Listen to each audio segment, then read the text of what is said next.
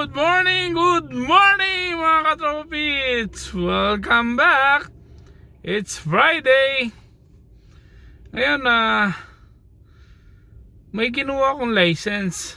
Dito kasi, bago ka makapag-fishing, kuha ka ng license. Tsaka,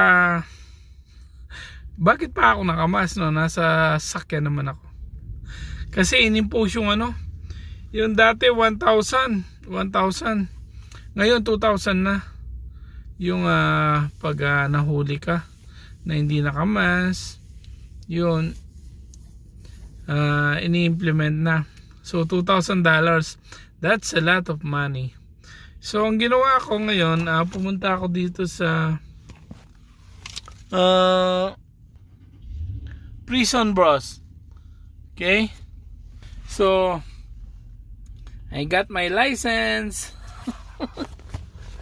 I got my license. License po sa fishing. Magpi-fishing kami ni na June sa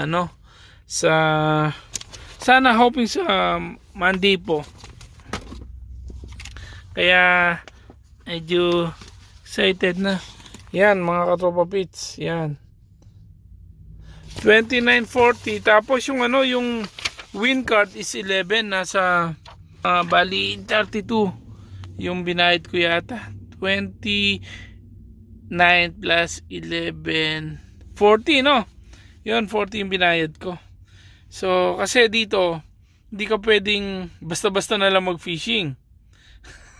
Mas malaki pag nahuli ka ng wildlife officer kung wala kang fishing license. Kasi mas malaki yung multa noon. At saka yung mga pag ma-hunting ka, iba naman yung license mo doon. So yeah, yan. Medyo masaya, exciting kasi first time ko magpi-fishing kasi wala nga oras ngayon. Medyo malaki na si Angela. Pwede na ako maalis-alis ng konti. Okay? So iba-vlog ko yun pag nag-fishing tayo at papunta kami doon. Due to wars yung biyahe doon So excited na ako. Okay? So maraming salamat. Ngayon papasok na ako sa trabaho ko. Okay? God bless po. Peace.